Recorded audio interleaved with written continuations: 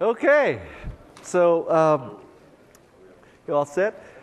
Welcome to the social panel, right? And as a moderator, when you're not dealing with a single personality, but you're dealing with multiple ones, I like to allow the panelists to introduce themselves, explain what they do, and then we'll get into some questions, and we'll have lots of time for Q&A from the audience. I hope you enjoyed the previous session. That was one of the more enjoyable sessions that I've done in my life.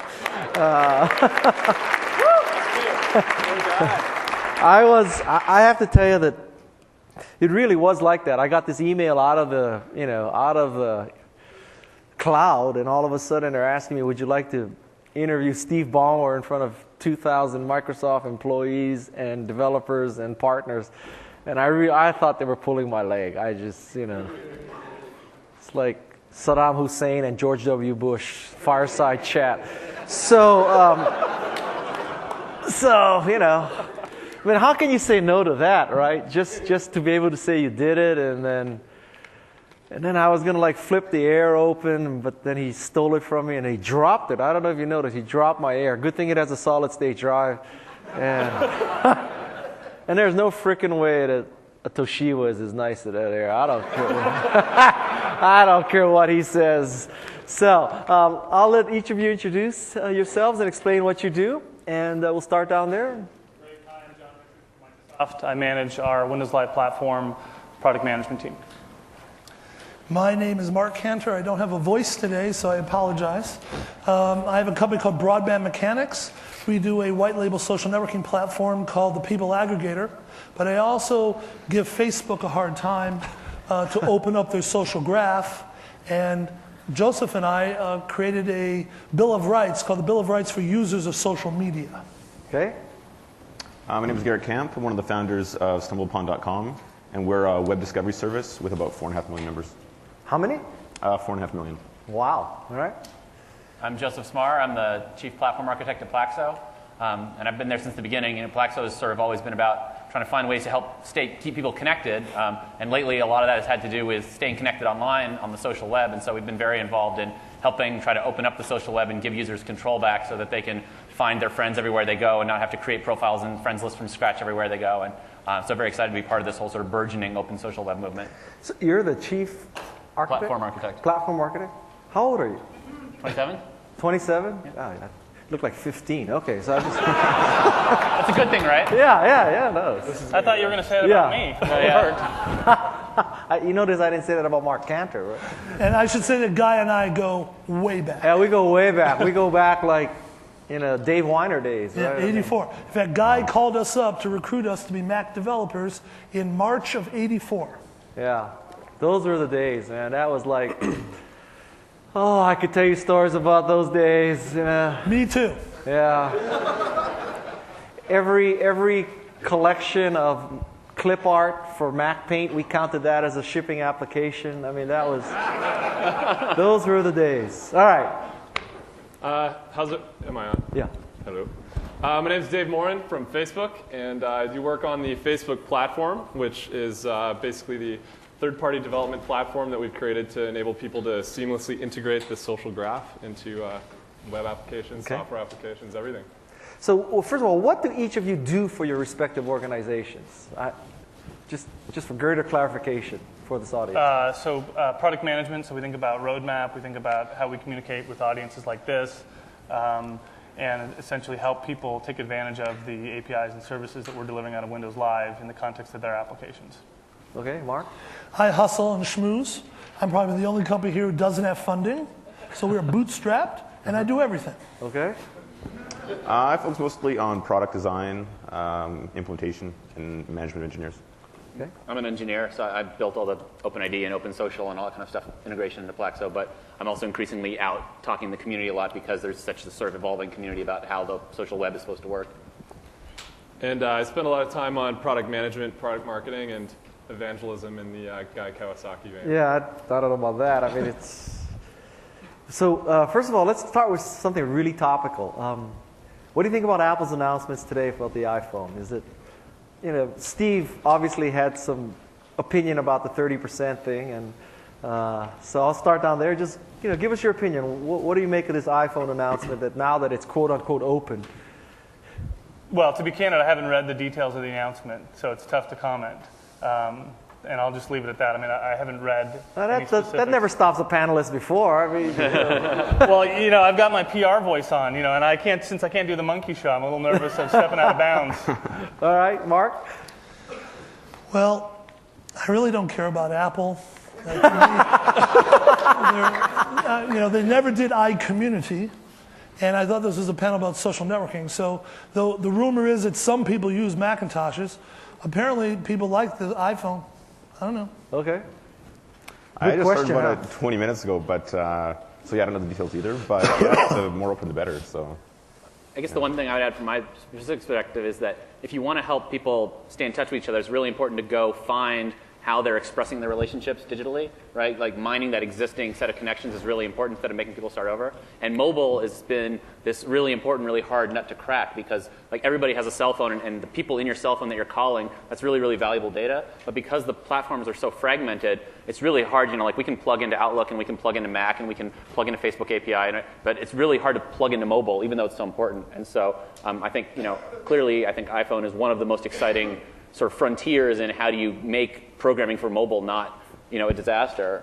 So, even though that's only some part of the market, I'm certainly excited to see that they're kind of reinvigorating that whole space. And I certainly hope that the platforms in general will open up more. Okay, Dave? One thing about mobile is that everyone has the most important people to them inside of their phone. And since this is a panel on the topic of social, the most important people that you interact with every day are inside your phone. And for the last 10 years, 15 years in the mobile space, it's been very hard for any developer to sort of build anything on top of a mobile device.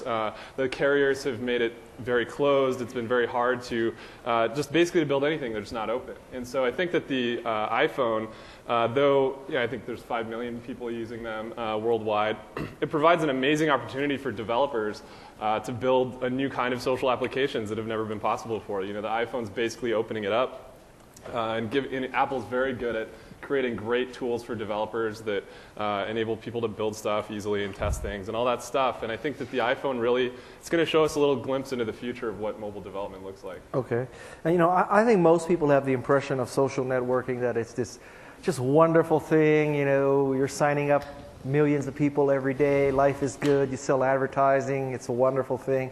But I'd like to talk about some of the issues. I mean, you're on the outside looking in, right? So whenever you're on the, when you're on the inside looking out, so you really know, what are the big issues? Is it security? Are there that many pedophiles on MySpace? I mean, is it, that serious a problem? So let's, each of you, talk about what do you see as these issues that face social networking, not just this wonderfulness of big growth and lots of eyeballs, selling ads, all that stuff that most people believe about social networking. We'll start with you, Mark. Well, I think the number one issue, and again, I want to compliment Mark Zuckerberg for creating a platform that did provide a layer of privacy. So that was good and important. But at this point, the users are starting to wake up that perhaps Facebook isn't the web, that perhaps there's something else besides Facebook. Okay. And so, again, Joseph and I were part of an effort to fight for the user's rights. When you collect a set of friends, when you blog, when you've got all this data that's your data, you need to be able to control and own that data and quote-unquote open up so you can move your data if you want to join a network on reggae or chocolate or Italy. And so we believe the future is not just about these giant centralized databases of people, but tens of thousands of smaller niche markets. And that the typical user will be a member of both giant horizontal networks, but also lots of vertical niche networks. And that user needs to control their data and to freely move it around. And that, I think, is the number one issue. So do you think that Facebook should have not smacked Scoble around for taking his contacts? Well, okay, so I have a very particular opinion on that. And by the way, it was Joseph's code that Robert used. So, And now, it was Dave's company that he abused, right? So, okay, but here was the missing link. And by the way, it was Dare Obasanjo who worked for, what's your first name? John, who works for John, who brought this up. What has to happen when a Robert Scoble goes in and he wants to move 5,000 people over to Plaxo, all those 5,000 people need to have opted in and given their explicit permission for Robert to do that.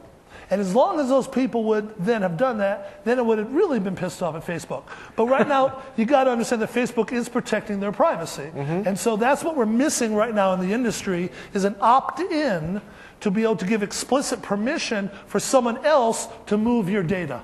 I think popping up a level, the sort of big point in all this is that the whole web is becoming socially aware, and every device wants to know who you know, right? It's such an important thing. Like you heard Steve Ballmer talking about that, right? That this sort of concept of all these services knowing who you know and having that be a richer way to stay in touch, that's a big deal. That's not a fad. That's not just about social networking. It's about, we've even seen so far, it's like photos work better when they're social, bookmarking works better when it's social, shopping works better when it's social, like everything, right? Because we're all social creatures. And so it's like, how do you make that work? That's really the big picture. And so I think all the sort of things that we're talking about of how do users, right now it sort of doesn't work very well, right? Because every site you go to acts as if you've never used any other site in your life, right? And that's something that hurts everybody, right? So I think there's an opportunity for everybody to win if the web becomes more social and interoperable. And that there's a lot of real issues there about privacy and control and flow and so forth. But I think let's keep that big picture in mind of sort of how do we make it so that any two kids in a garage can start the next great thing, where you don't just need the open protocols like the original web, you also need to be able to have this rich data with the user. That's, okay. More issues? I'm just going to go down the line asking for all your I think one thing is just to move beyond the term friend. I think the term friend is the default term that everyone uses. But I find myself wanting different kind of set of functionality and features, whether it's friends, family, contacts. And I kind of want to split it into 4 or 5 different labels. And right now, even though you can kind of specify things and say it's not just friend, this is exactly how you met them, it still doesn't really change how the newsfeed looks or how the stone button works. And I think in the future, I'd kind of like to see more of that, where you don't just add as friends or contacts, but you have a lot of different opportunities to how to label people. And you're going to need to do that as you're on more devices. For instance, Facebook has many levels of that, but they're all geared towards college students. So they kind of need to update that. Okay. Dave? I was telling Joseph that it's quite interesting to see who marks you as business and who marks you as a friend on Plaxo. On Plaxo, right, you can do family or friend or business, and definitely a lot of our parents use Pulse, and they're not necessarily want to make their photos all public, right, but they're happy to share them with family. But yeah, especially in our industry, right, what's business versus friend is sort of a funny thing you don't always know, and making relationships explicit can be a kind of a tricky business, right? It is work, yeah. Yeah. Well, even just socially, it's hard to, when you put people in boxes, right? No, in fact, very often you want to hide what you call that person. That's something that you keep to yourself. It's a personal that's set not of public. necessarily There's this sort of an asymmetry in a lot of relationships, yeah. Okay. Do you have any other issues, big issues that you believe face social networking? Me or Gary? You. Oh, me, yeah. I think the big issue is just making it so that it's something that the rest of the world can really participate in. I mean, I think as hot as all of our various social networking initiatives are, there's so many more people that aren't doing anything, right? And if you think about how many people you know and care about who are out living their lives and hearing news stories that they're interested in or taking photos that you're not seeing, you realize that we're just starting to scratch the surface. Absolutely. Okay. I mean, ultimately, right now, Facebook has 66 million users. We're a long way off from connecting everyone in the world, right?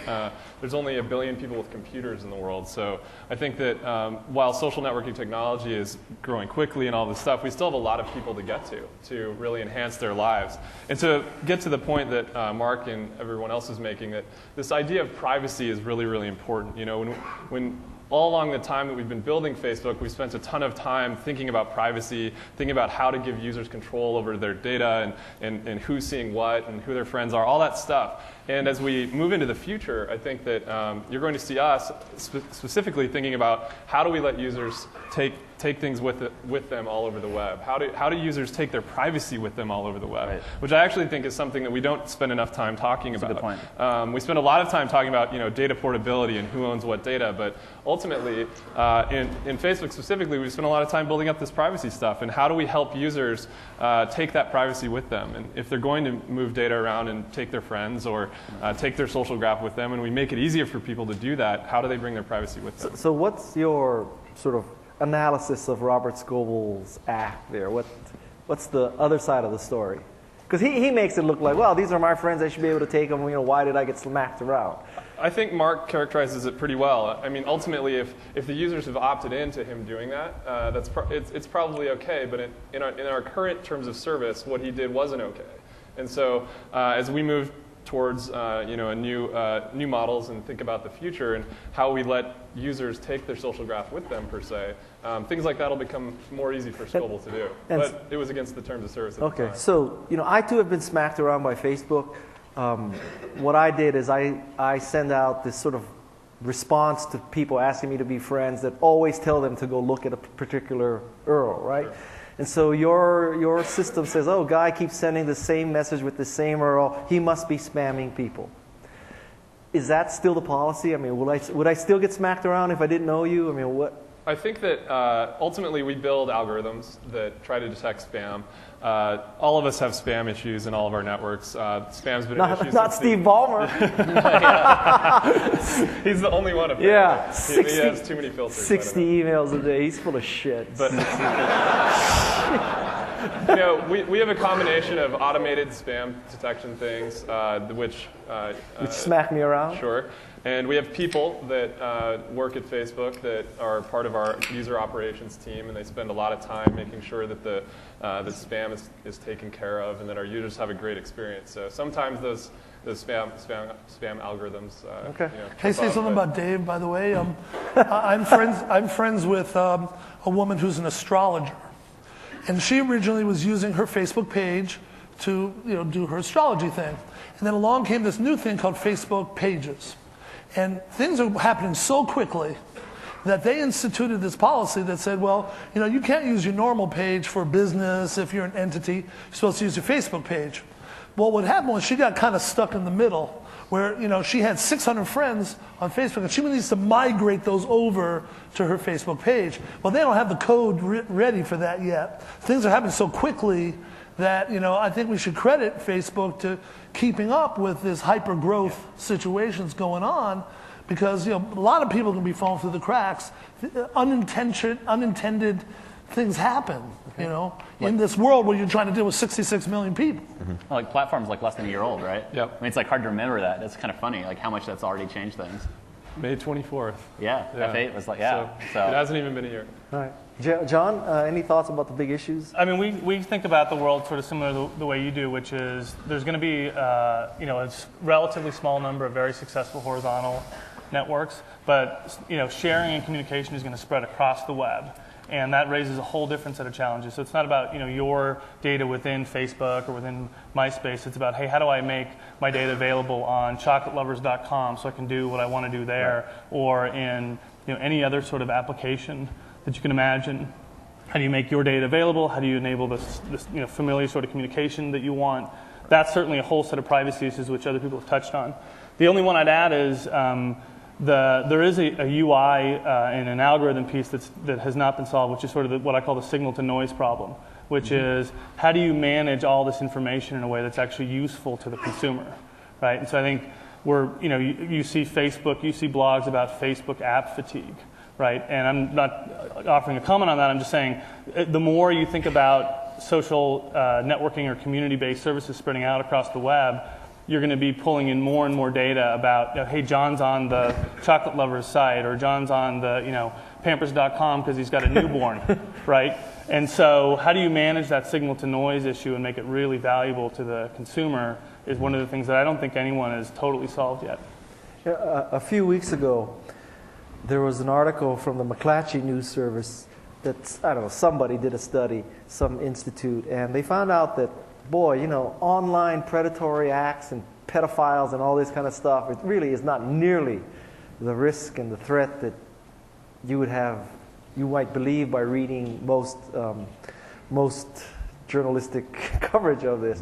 So how do you feel being on the inside? I mean, are you like constantly throwing people out of the site? Are you constantly reporting to the FBI? I mean, is it a real problem for you, or do you think it's a lot of fear mongering? What's going on here? What's from your side? Different sites have different demographics of users, right? So I'm not talking about adult friend finder here, but I mean. No, I'm just saying particularly kids, right? Most of us the audience is old enough that that's not as big an issue. I mean, I think the median age of Plaxo users is like 38. So there's not a lot of child people there to be predated on. Some of them would like to be, probably. So any other thoughts? I would say we're spending the majority of our time on spam. Yeah. Now it might be because I'm a public person and people like to fuck with me, but I mean, it just seems like 80% of our time is spent putting up different ways to deal with these spammers. It's disgusting. Yeah. I think spam is definitely a bigger issue. We don't really see much at all with the predatory stuff, just because it's more about content, and people don't necessarily even put their real information up. They'll just put up a random avatar and pick a cool username, and like it's not actually their real personality, it's just kind of their online persona. More for getting content than actually kind of communicating in a regular sense. So for us, it's not really an issue. But I do think real social networking is one of the best potential ways to combat spam, right? When you really have a durable online identity, then there's a reputation associated with that sort of works like in the real world, where you want to behave well because your ability to be part of the community is going to be predicated on your fact that you have behaved well. And I think one of the things that's always kind of been broken on the internet is that you haven't had this sort of rich, persistent, portable digital online identity. And we're starting to see that. I mean, even within sites like Facebook, where it's a really good job of people actually being who they are and being connected to their real friends, I'm embedded in a system where I can't just behave badly because I'm not anonymous, right? And certainly I think with things like OpenID and being able to actually say I'm the same person that's already been on these different sites, I'm not starting over from scratch with a new username and password, I think that's actually one of the greatest hopes. Yeah, right? Transporting the trust, actually. Yeah. Absolutely. Yeah. It's certainly all about trust and real identity. One of the things that we made a decision early on for was to make people use their real name and right. Validate that against school email addresses and work email addresses. So we were able to validate that these people were real people with real names, with real jobs and real schools and things like that. So the entire community has been built around this notion of real identity. And by putting in place very specific privacy controls, giving people all these things, it's made it a very safe place to hang out. Okay. Yeah. Go ahead. Okay. Touching on what Joseph just talked about, the real social networking, and also the issues of new kinds of interfaces that kind of scale and work better, I want to talk about where the lines are being blurred. So one of the hottest new things is something called Twitter. Right. And Facebook popularized what they call a news feed, otherwise known as an activity stream. And these are areas where the standard way of looking at social networking are getting broken down.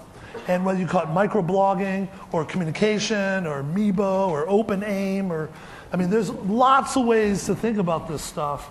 And it's not just social networking. Right. The idea is that it's about people interacting together. And I think as we move forward, we're going to see these kind of APIs, the open social APIs, they're going to start appearing in search engines, in maps, in email, everywhere.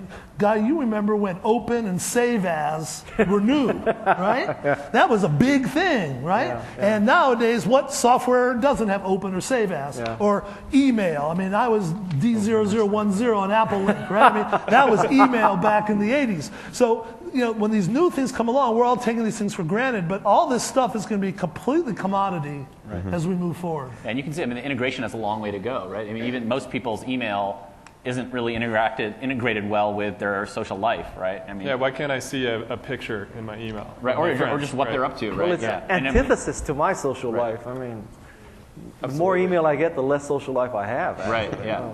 How many of you are on Twitter? Wow. That's pretty good. Yeah. Huh. How many of you will go to pounce when Twitter goes down? Well, see, you haven't met Leah Culver yet. That's the problem. That's pretty interesting. Well, I know another thing. Let's talk about OpenID.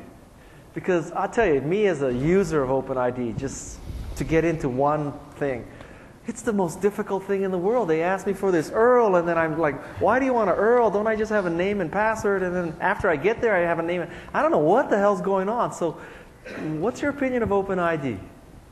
OpenID is a really big deal. It's amazing. It's still really early stage in the sense that the 2.0 version of the spec was even just ratified in December. But you already have Yahoo has provided open IDs now to their entire 250 million users, and I don't know if you've looked at that experience, but you no longer have to really know about URLs and linking all that. There's been a lot in the 2.0 spec that not only makes it more secure but more user friendly. So, for example, we integrated it with Plaxo, and if you go there and you want to sign up for an account, there's just a nice button that says, you already have a Yahoo ID, sign in here.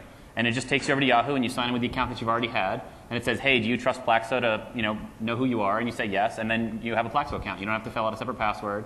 And so not only is it kind of an ease of use thing where you won't have to create separate accounts everywhere, the reason it's so important is fundamentally what OpenID does is let you prove that you own a URL, right? And so that could be your homepage, it could be a social network profile that you already have. And what that's saying is, this is who I am elsewhere. I use these other sites, and now they have a way to actually work together, and you actually have this that's a building block that will allow all the stuff we were talking about, trust and reputation, and so forth. And so, and it's one of these great examples of something that's simple and does one thing really, really well, and it's going to be a building block. But I think the fact that it's been embraced as quickly as it has is I always think of myself as a real optimist, and it's gone faster than even I would have expected. So, there's already one startup that's actually devoted just to making OpenID easier to use. I think it's ClickPass. ClickPass, yeah. That's really cool. And they're trying to basically How many of you make use usability OpenID easier. in any way, form, or manner?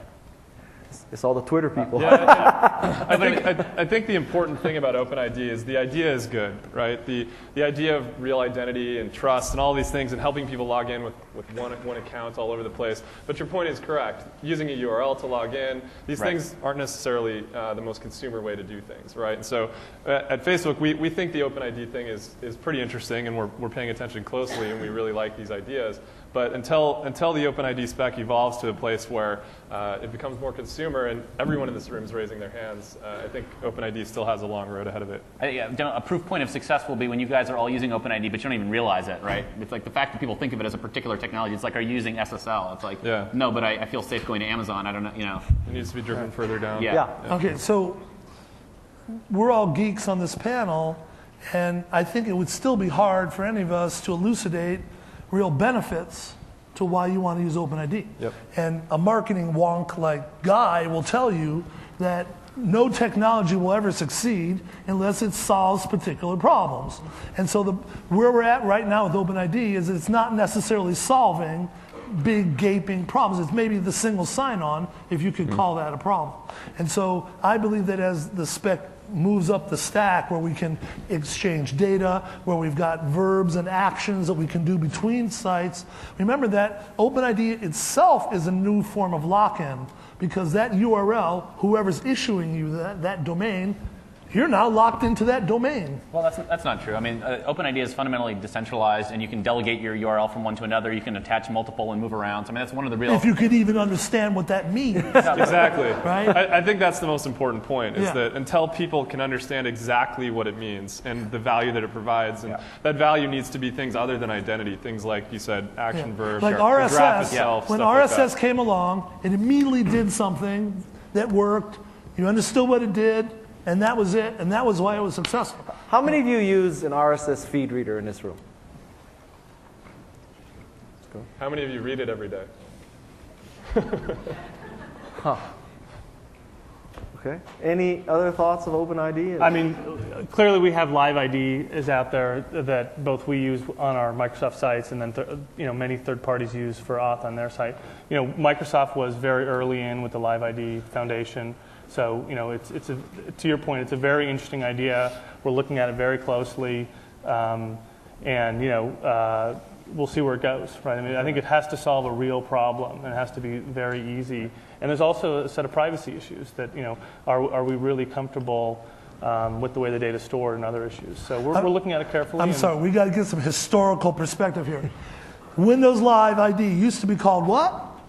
Passport. Okay, now, so why did all this open stuff happen? Because of Passport. So, let's be clear that Microsoft invented this kind of lock-in single sign-on strategy. So we love Microsoft. We also love the new open Microsoft, by the way. So, so let's just be clear that here we're watching this beast morph. Right? It's a gradual morph. I'm sure all the Microsoft people think they are so much more open now than they were last year, And, I appreciate that. But Passport still fundamentally is this giant lock-in thing, billions of sign-ons a day, and and the day that you could sit there and say, well, I'd rather use my Open ID than my Windows Live ID, is when they'll get there closer, and the whole thing keeps morphing and evolving. I think at a high level, we can probably all agree that for this future we all envision where the web is inherently social and you can go to a new site and say, it's like when I come to this conference and I see Dave here, I know it's the same Dave that I knew before. It's not starting over from scratch, like, the way it sort of is on the web. So whatever that is, we're clearly not there yet, but that sort of building block that says I'm really the same person on multiple sites and I can take with me my data and my reputation, clearly a key thing that so much of the vision we all care about is going to be predicated on. Okay, so next question. What happens if one day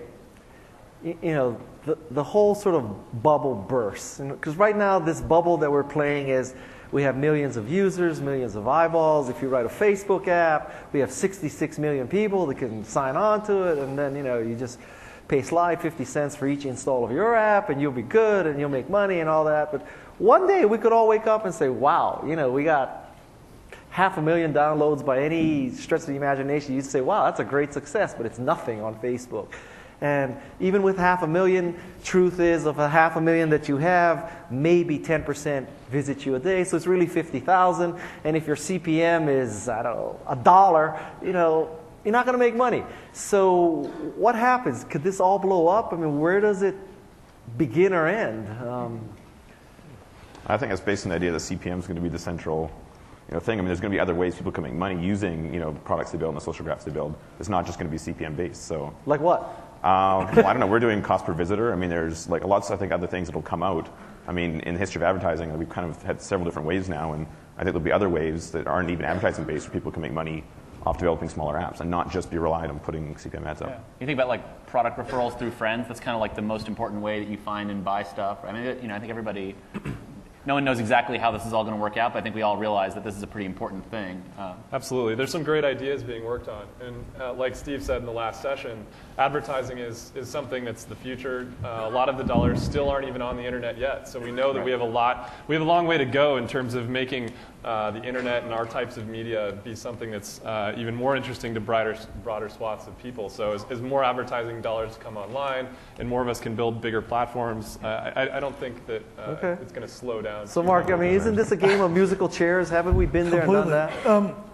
Case in point, Mr. Murdoch is looking to dump MySpace into Yahoo, grab the money and run.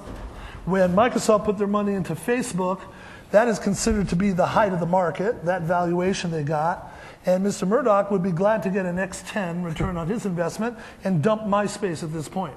So I think we've already hit the peak. Google's numbers coming back are confirming that. Google specifically said they were disappointed with the results from MySpace. And to me, advertising has never been, I mean, what was it, 4 out of every 10,000 people click on an ad? It's such early days, right? But that's not a market. But it's such early days. I mean, I think when you think about advertising in the more general sense, you think about that people who are trying to, like, everybody has a fixed amount of attention in the day, right? Mm-hmm. And you spend it, watching TV or playing games or being on the web, but increasingly people are spending it on the web, and increasingly what they're doing on the web is staying in touch with other people that they care about, right? So that's where the attention is. And so I think that's not a business model, and there's no revenues from that. No, but I say advertising, in terms, everybody's got a product that wants to get it in front, an idea, a product, whatever, wants to get it in front of people. That's where they're going to be. So that's where the marketplace, however, whatever specific shape it takes place, I think that's where it's going to happen, because that's where people are. It's when everybody's watching TV, people find a way to make money by selling to attention to TV, right? Well, TV's like 75 as attention moves billion a year, online right? and becomes social, I don't think it's a stretch to believe that that's the way it's going to be. Now, maybe it's not going to be banner ads on the side with a slow CPM. Maybe it's going to be something more sophisticated. But I think we're at very early days here. But I mean, if that's where everybody's spending their time, you better believe people are going to want to be trying to find them. I mean, there, TV is $75 billion a year or more, and the entire advertising industry is way larger than that. So everyone just bases it around what Google makes per year, but the actual advertising industry is huge, and it's just right now only a small fraction of it actually is on these systems. So I think the difference, though, is that, to Guy's question, is when you're watching TV as an advertiser, you have no idea if people are actually watching it. Right. Or doing but that anything. won't be the case in the future. So. And that's part of the promise of this new system, right? So that's my point. So when Steve talked about search being the killer app, is that you're revealing something about what you're doing. And so I think that leads to the question of how good can targeting get for things that are not goal-oriented like search. So when you're searching, you're going to do something, or you're looking to buy something. That's very different if you're just on a website. So I think that is the crux: is how good can the targeting get, and can you continue to get people clicking through? But if the website And knows that's who the you open are, question. if the website knows who you are, though, that will be possible. So. It's early days, but I mean, there's clearly a lot of great experimentation going on there. Right? Even I was hearing the MySpace guys at Graphing Social Patterns, I guess a couple days ago, saying that the hyper-targeting stuff they're doing has already increased their monetization 300%, compared to what they had before. So it's like the fact that you can, and that's just like the first thing you would do, right? What did they do? I guess they basically do a lot of analysis of the content on all your profile pages and your interests and all that kind of stuff, and they bucket you statistically into a bunch of different buckets, and then they allow you to target just individual buckets. And so it's just a way of saying, I want to get to athletic people who are young, who have this, and so as a result, you can just do a lot better targeting. And even that, you can think of it as, obviously I'm sure there's a lot of sophisticated technology, but in a way it's kind of a crude first cut in the grand scheme of things, and yet even that, to get a 3x bump in advertising, I think anybody would tell you that's a pretty big deal. Sure, and we've seen the same. Yeah. We've seen similar stuff with our new social ad system, which we launched in November. We've seen, awesome increases in, click-throughs, things like that, and it's been very successful. And it's mostly because of this idea of trusted referrals. And people tell each other what they care about. They tell each other what they buy. And by being able to combine that with advertising technology, it enables the experience to be more social. I still think it's all a scam. I don't know how you watch TV. I fast forward through the ads. Okay, I don't watch ads except ever. Super Bowl. Right. Well, in fact, this year's Super Bowl is some really shitty ads. That's because the ads aren't good enough. But for you watched if they it were to good know enough, it's I think shitty. you would watch it. So. All right, now, but here's one of the things we know. Like, in fact, it's not really the tip of the little TechCrunch 50,000 that matters. It's a whole ecosystem. So we worked on a network that knew what game machine they owned and what genre they were and what games they owned. But the sales force couldn't figure out how to then sell that to the advertisers. So it's not just the technology. It's a whole ecosystem and pipeline of people you need to educate and bring up to speed. And the promise of the web was always laser beam marketing versus shotgun marketing. But we're 5 to 10 years away from finally getting there. Okay.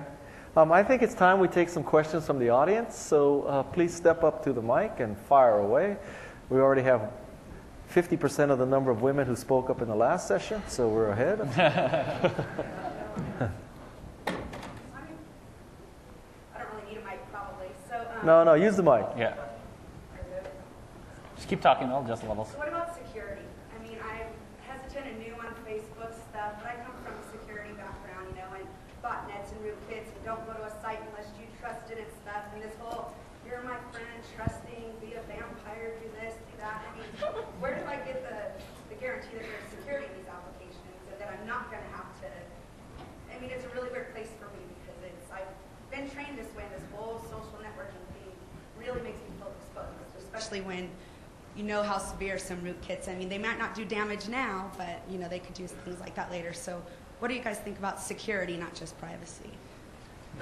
Security is extremely important, obviously, and I think what we were both saying about how you find both with security and privacy that when you make people feel safe, they do a lot more activity online with each other, and so there's a real opportunity there from a business perspective to earn people's trust, right? You do that both through security and privacy. I guess the one thing I'm most excited about is now that we're moving to this ecosystem where rather than everybody having to do security themselves, you're starting to see things like OpenID, like OAuth, these things where a bunch of real security experts got together and figured out how can we do something that's a lot stronger cryptographically and otherwise than whatever each site has to hack in, and let people defer to that so that the market can go where the guy who manages my identity, like he lives and dies making sure that I don't get my identity stolen, right? And every other site can take advantage of that. I think that's going to move to a world where we can have more security and more convenience at the same time, which is not something you often get as a package. Sure, we saw that happen with commerce in the beginning, right? With things like Trusty and things like that. But I think that you can rest assured that we spend a ton of time thinking about privacy, security, all of these things. And just like you said, we know that trust comes over time by putting a lot of resources, a lot of engineering time, and a lot of smart people against these problems and making sure that we're thinking about it at the best level that we can to keep our users safe. Okay. Any other thoughts? No? All right, over here. Hi, I have a question that's kind of related to the monetization of social networking. If you think back to like the late 80s, early 90s when AOL kind of basically had a monopoly on email, even though there was a standard of email. And do you guys see the same thing happening with social networks, that in the future there's going to be some form of standard of social network interaction? You guys were talking about being able to move from one place to another, that obviously would allow you to other people have the special sauce that your company would, because you'd have to implement the standard of security and allowing other people. Then you kind of lose your ability to sell, right? No, I think that's actually a common misconception. I think that when people talk about data portability and that sort of thing, we're not really talking about the ability to take all your data out of one place and leave forever and go somewhere else. What we're really talking about is making it so that all the different tools and services I use have a way to work together. So like I'm going to keep using Outlook at work and a Mac at home, and I'm going to be on LinkedIn, and I'm going to be on Twitter, and I'm going to be on Facebook, and when I go to Amazon, I want to see reviews that my friends have written. I want all that stuff to work together, and I don't want it to have to start over from scratch each time. But it's not about trying to commoditize the business of staying in touch. It's about growing the pie by not having everything be so fragmented. Does that make sense? So I think that's really where the opportunity is, and I think that's, the fact that we're all up here saying yes, this is something we want to figure out, I think is proof to the point, that we all think the pie can get a lot bigger. I think you should also look at the different pieces of the puzzle. Hopefully, through all the conversation you've just heard, there are many different moving parts here, okay? We haven't talked about media and media sharing and your gallery. We barely touched upon IM and communication. There are so many things, groups, message boards, social networks are private email systems, how we connect over to reviews, events. Right. Each of these things are entire ecosystems. All right? So different social media plays, different standards come in, and think of them as intersecting dimensions of these kind of planes of reality. Bloggers only care about blogging and the blogosphere. Other people are heavily into events. And so look at as these things intersect between each other, each vendor has to decide how to participate. And the big boys hopefully will enable these infrastructures that we can then mesh into, and as Mr. Ozzie said yesterday, have a distributed, decoupled world. Yeah, I think to what I said earlier, I think if you think about social networking, Facebook, MySpace, others, we're early into sort of building these dedicated places where you go to do X, which is about sharing, and they are, as we talked about, sort of identity-based networks, if you will. You have an identity there that primarily is real, and that's about you and what you do. But you also do a lot of stuff offline, or you do them in phone, or you do them in email, or you do them in IM that serves the same function, right? You blog, you send someone an email, you call them. And so as those offline activities come online, and as some of those online activities like IM, you want to embed them. So you want to embed them in your photo gallery, because you want to have people communicate with people while you're doing your photo stuff. That's a classic example of what Facebook's done well, right? So you see these narrow niche things that people do offline, they do online, and you're going to see social and communications elements getting embedded within them, and then there's going to be plenty of opportunity for people to differentiate. Over here? I come from Moscow, and I represent a Russian company that has recently bought LiveJournal. Therefore, I have a question concerning what has been previously discussed about OpenID, which happens to be a brother to LiveJournal because same man developed it. And we are doing a much single sign-on in Russia with Russia's leading media outlets using the OpenID base and authorizing them to make single sign-on with their websites. And all the time, the Californian part of LiveJournal users, Russian-speaking ones, are promising to sue.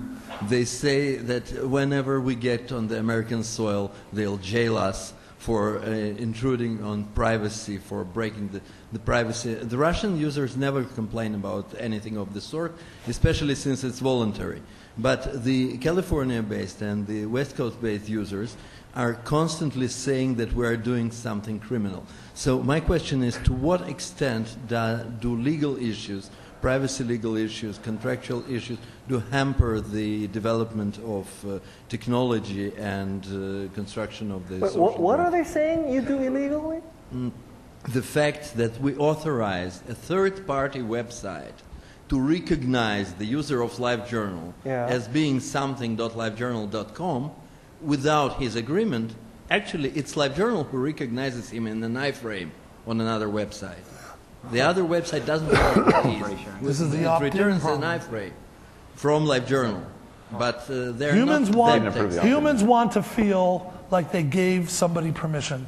Just give them the opt-in control, and all that will go away. No, they have full control. They only love complaining. Well, welcome to America, So there's a my question or a friend. comment. Yeah. Welcome, because they don't complain in Las Vegas.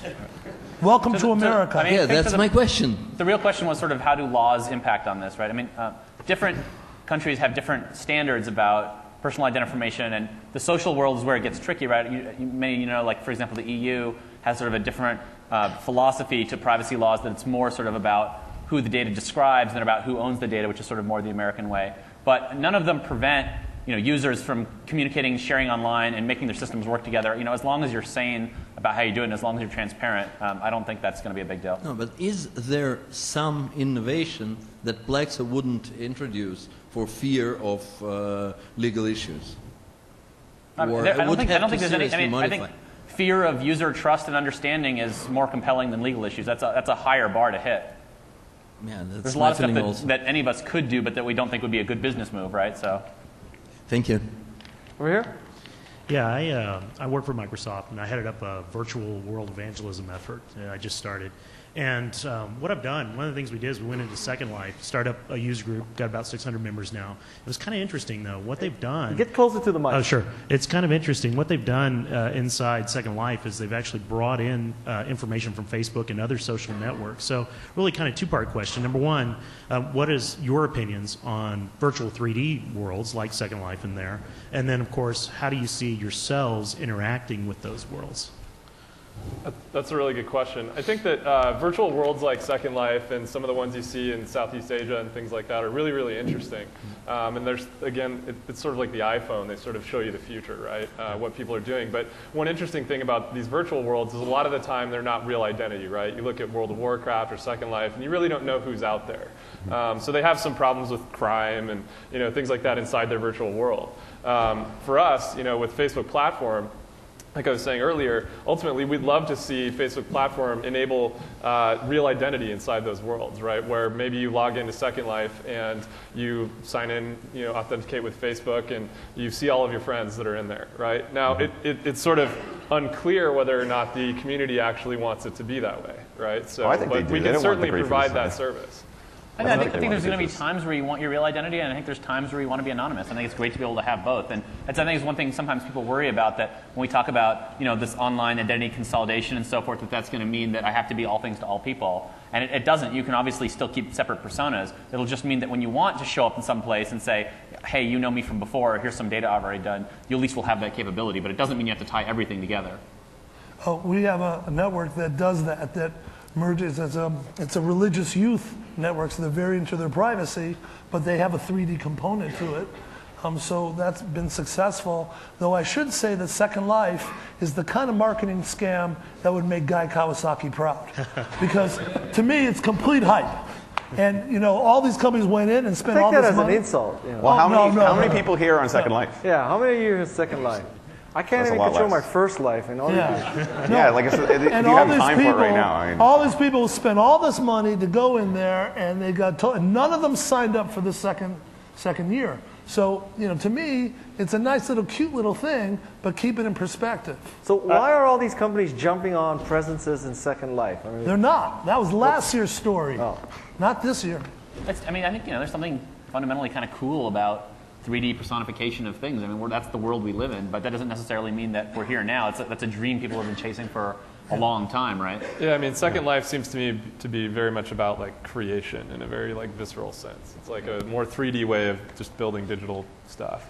Yeah, and we've actually realized that dream. I mean, with the user group we have, 600 members, every other Saturday we hold user group meetings, and we're seeing that. Wow. It's about It's kind of creation, experiment, really. storytelling. I want to go back to the point you made, though, which is really important as it relates to Second Life or any of these other communities, which is there are times you want, and I like the TechCrunch 50,000, by the way, so I'll use that again. There are times, and a lot of the TechCrunch 50,000, where you want to share everyone for all people all the time. You want your presence information displayed anywhere on the web, your completely open book, you're microblogging, you're on Twitter, you're on Pounce. But for a lot of people, some of the time they want to bring some of the things to some of the people.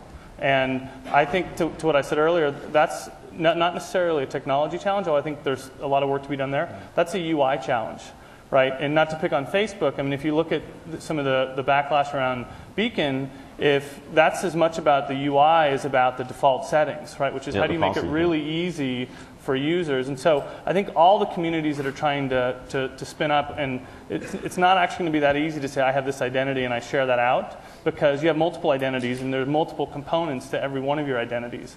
And so I think being really thoughtful about how you try to expose that or consume that is one of the things that the industry as a whole is going to have to work through over the next few years. There's no doubt there's user education stuff there, right? I mean, people had to learn that, hey, someone can Google you and you should kind of know what shows up there, and that's not something we used to have to worry about. And now kind of everybody knows that. And so I think the social stuff too about sort of, what do you present to which people? And, people, some of that know that in the real world, right? When a marketer asks you for your home phone number, you don't necessarily have to give it out. So there's a little of that, but there's no doubt there's going to be a user education component. Were you going to say something?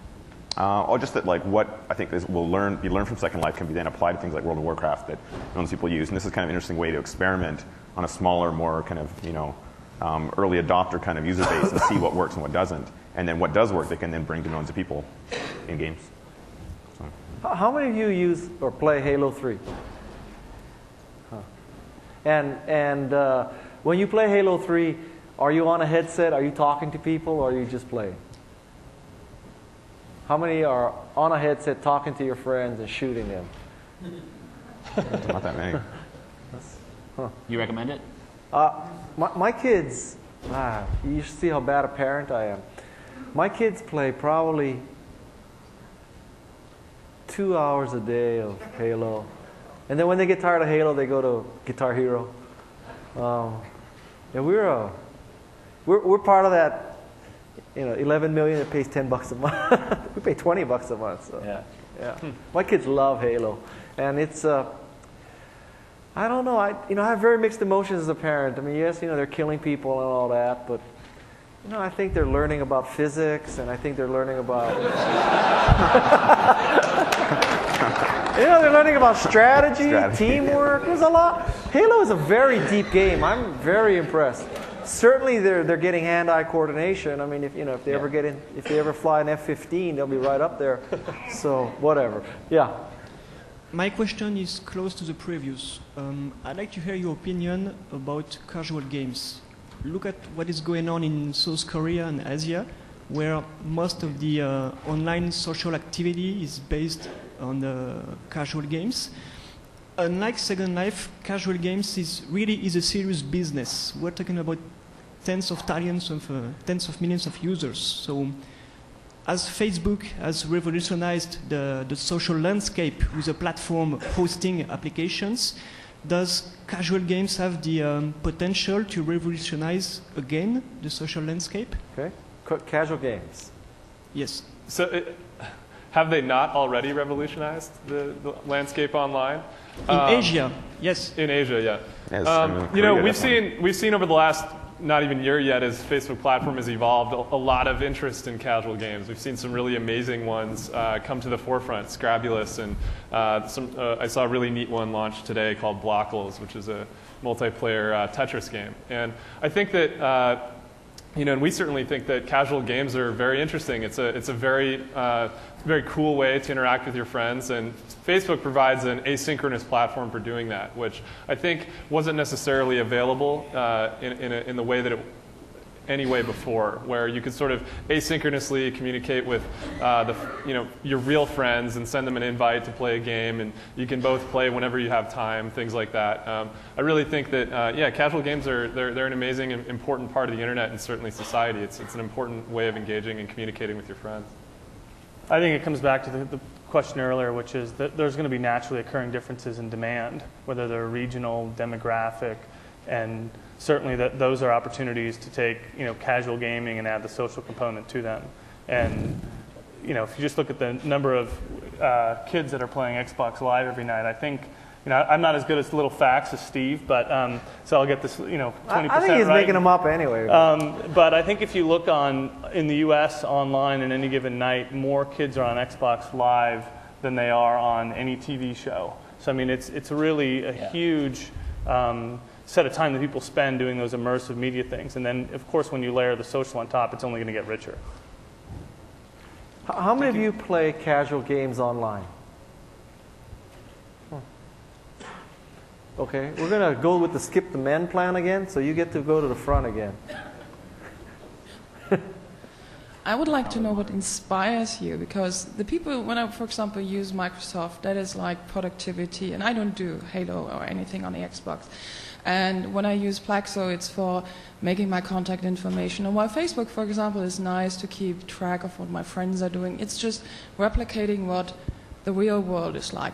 There's a place for that, and that is fine. But other than that, when I discovered StumbleUpon like last year, I skipped a month of worth reading of my RSS feeds and just went around and clicked this little button and discovered new pages. And it was like what I had 10 years ago, this feeling of, oh my God, there's so many great stuff out there and I want to discover it. And I started discovering not only new pages, but also new friends. So what is inspiring you, and what are you bringing to inspire me or the rest of the room to really make something out of this technology other than just playing Halo 3?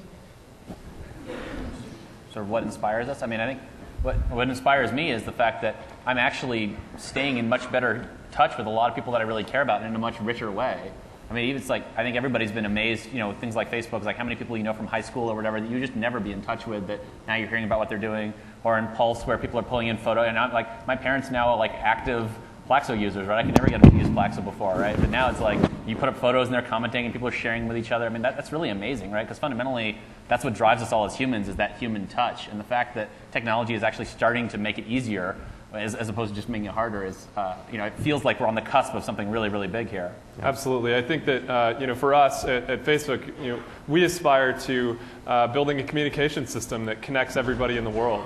And going to work every day and getting to work on that problem is pretty amazing. And helping people to communicate, share information more efficiently, do things like that, it's really amazing. And you can sort of say those things in the abstract and say, well, we're helping people communicate. We're changing the way that people do this. But fundamentally, that's really what's happening. You know, never before could you stop by your friend's profile and catch up on all the things about them whenever you wanted to. It's just it's a much more efficient way to share information than has ever been available before, because ultimately when the internet was created and computers were created and all this stuff, the thing that was forgotten was that there's people sitting behind these computers, right? And I think now we've finally gotten to the point where we're sort of connecting the people, not just the wires and the devices and all that stuff. It's the people sitting behind them that matter, and you know, working on that every day is pretty amazing. In a very mainstream way, right? There's so many people who are doing one of these social things, photos or Facebook or what have you, that aren't otherwise geeky computer users, right? I think that's one of the things that's so amazing, is the number of people who's like, wow, these are like the real people, you know, who actually like eventually are really going to be the beneficiaries of this. I mean, I'm excited also about like just the fact that there's so much media now online, and the acceleration, the number of amount of media available, and that you can use these kind of social graphs and other ways as the filtering mechanism. Right. Because I mean, before I think that textual, you know, you used PageRank was the way you kind of did it at the textual kind of document retrieval level. But now with media, like actual feedback from either your friends or people who are very similar to you is kind of the best way to filter through, you know, the millions of new pages created every day and actually find the ones that are best for you. And so we're using it in the context of discovery. So. Sorry, I think, you know, for what we're trying to do with the Windows Live Platform is put the user at the center with their data, their communications tools, and allow them to experience that anywhere. So it's about enabling people to take it with them. And the diversity of applications that you see getting built are just amazingly cool. Like yesterday we had a session, and Panini, which is a trading card company, is doing this thing with Coke for the World Cup. And you know, just go look at the video of Angus Logan's session. It's so cool. And it starts out with this video that Coke's done, and it's like these two 60-year-old, kind of very European, Italian, French-looking men, and they have their long trench coats on, and they're talking about, you know, swapping these cards, and it's about like their boyhood, and they used to trade these Panini cards. Well, now you can totally do that online, and you can take your communications tools with you, your network, and you can have that experience. It's about looking what other people are doing in their experiences and putting the user, give them the ability to have those experiences. That's really cool for us. Okay, and so I will conclude by saying that there's lots of danger and there's lots of great opportunity. It was well elucidated by Ray Ozzie yesterday, and that this world of the future is not just made up of giant big companies. And that as these monster companies are eating their sandwiches, there are crumbs falling on the floor that an entire ecosystem can live off of. And so what we need is a way for these horizontal worlds to connect to these vertical worlds, and a way to connect this mesh together. And that's what I'm trying to make sure of, is that we can do that so that the small little guys can eat some crumbs. Okay. Well, when you say in conclusion, you mean the panel's over now? No, well, you know, we've got a minute. No, the question's over. I'm just wondering if you're the moderator now. We'll take, I think we have 1 minute and 30 seconds left. We'll take one last question here. Hi. No, I feel bad for you because you got ripped off. So we'll take you and you. So the last two of you, okay? So make it short. Don't give this whole, theory of Second Life and all the bullshit. Just ask a freaking question, okay?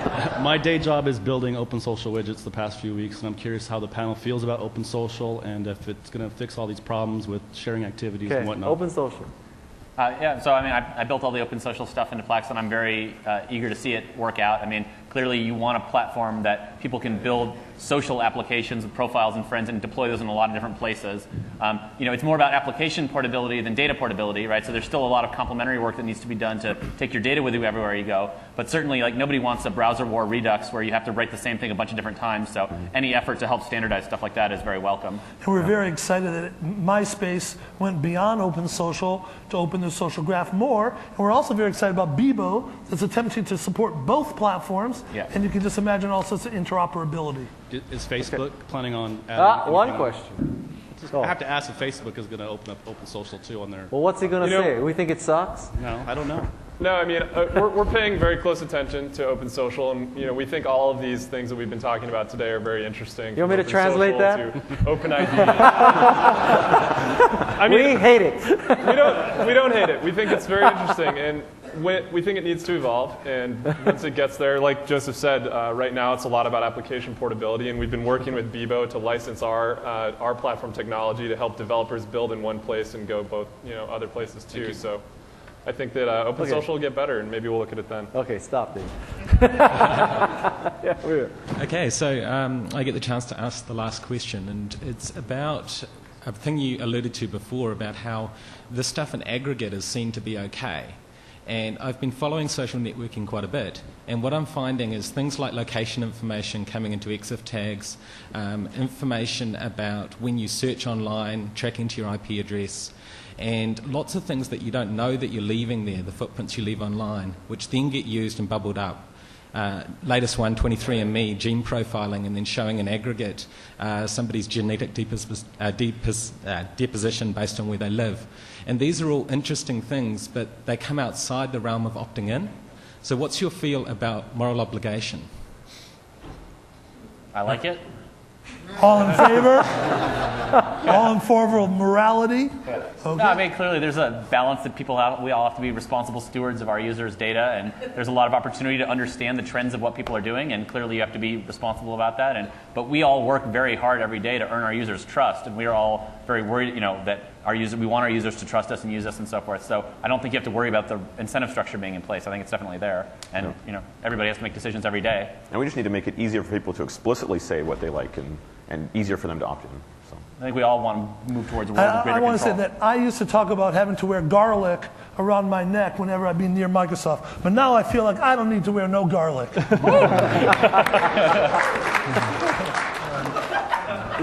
Is that because they sucked all the blood out of you? No, they're the new open Microsoft. It's the new Microsoft. Kinder, gentler. All right. I would just say I think this is a looming issue. I don't think that over the next few years, if you think about in the telecom space what number portability meant, I don't think we're on a path right now in terms of data portability or how people are thinking about all the data that you actually own that's analogous to number portability. And I think at a certain point, the industry is going to have to look at that in a pretty serious way. And it comes back to some of the EU comments, some of the different regulatory authorities are going to have a perspective on this, that it'll come up. Okay. So I think we're really out of... Short one. Okay. Please. What? I have a video show on Facebook, and one of the problems I have is the video quality is very bad. The second one is I don't have stats. And what about stats? I want to know how many users saw the video show, what did they show, when did they leave, and are you going to implement it? Are you going to add it? And it's, by the way, it's true to all the social networks. Yeah, that's 3 questions. So thanks for the feedback.